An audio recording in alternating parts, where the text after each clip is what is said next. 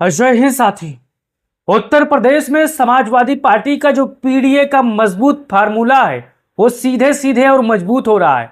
2027 के विधानसभा चुनाव से पहले अखिलेश यादव उन तमाम पीडीए समाज के बड़े बड़े नेताओं को अपनी पार्टी में ला रहे हैं, जिससे पीडीए समाज और एकजुट हो और 2027 में समाजवादी पार्टी की सरकार बने।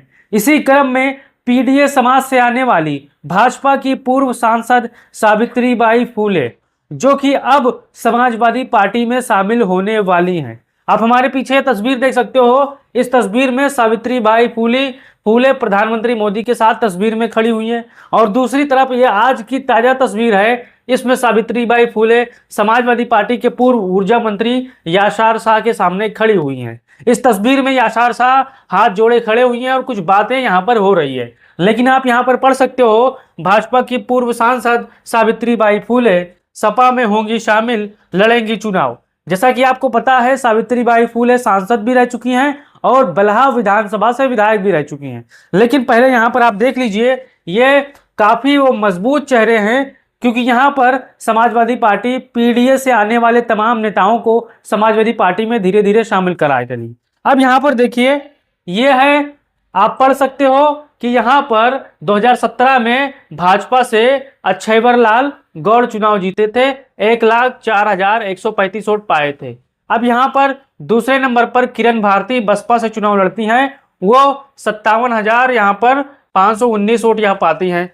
यहां पर लेकिन वोट शेयर यहां पर आप मान के चलिए 17 में अक्षयवर लाल गौड़ यहां पर वो सीट निकाल लेते हैं, फिर किरण भारती बसपा से निकाल लेती हैं, फिर दूसरी 2012 में सावित्रीबाई फूले भाजपा से चुनाव लड़ती हैं और यहां पर 58,823 वोटों से यहां पर वो चुनाव जीत जाती हैं साथियों। फिर यहां पर किरण भारती बसपा से चुनाव लड़ती हैं फिर, और यहां पर 38,895 वोट वो पाती हैं। लेकिन यहां पर मैं आपको बता दूं, यहां पर 12 में और 17 में जमीन आसमान का फर्क था। अब यहां पर आगे देखिए, उम्मीदवार का नाम सरोज सोनकर जो भारतीय जनता पार्टी से चुनाव लड़े थे, यहां पर समाजवादी पार्टी बलहा विधानसभा में कितना वोट पाई थी इसको आपको देखना है। तो यहां पर सरोज सोनकर जो भारतीय जनता पार्टी से चुनाव लड़े थे वो 1,04,83 वोट पाते हैं, और ललिता हरेंद्र जी समाजवादी पार्टी से चुनाव लड़े थे और यहां पर 83,910 वोट पाई थी। रामचंद्र जो बहुजन समाज पार्टी से चुनाव लड़े थे वो 15,578 वोट पाए थे।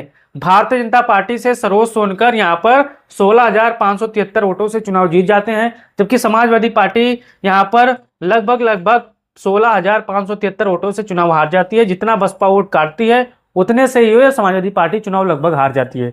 लेकिन यहां पर आगे देखिए, बलहा सीट का सियासी समीकरण, अगर आप बहराइच के बलहा सीट से होंगे तो आपको इस चीज को पता होगा। 2012 में सावित्रीबाई फूले बीजेपी से जीती थी, 2015 के उपचुनाव में बंशीधर बौद्ध सपा से जीते थे, 2017 में अक्षयवर लाल गौड़ बीजेपी से जीते थे, 2019 में उपचुनाव में सरोज सोनकर भाजपा से जीते थे।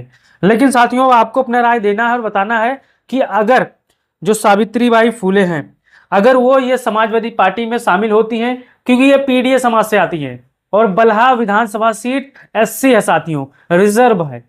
तो अब जो राजनीतिक जानकार हैं, जो राजनीतिक पंडित हैं, उनका एक कहना है कि सावित्रीबाई फूले यहां पर बहराइच के बलहा सीट से विधानसभा चुनाव 2027 समाजवादी पार्टी से चुनाव लड़ सकती है। अब आपको अपना राय देना है और बताना है कि अगर सावित्रीबाई फूले समाजवादी पार्टी के संबल से बलहा विधानसभा सीट से अगर चुनाव लड़ती हैं, अगर अखिलेश यादव जी उनको उम्मीदवार बनाते हैं, तो यहां पर परिणाम क्या हो सकते हैं, आपका क्या राय है, अपना राय दीजिए और बताइए कि यहां पर लड़ाई कैसी होगी। अगर आप ये वीडियो यूट्यूब पर देख रहे हो तो चैनल को सब्सक्राइब कर लो, फेसबुक पर देख रहे हो तो पेज को फॉलो कर लो। जय हिंद साथी।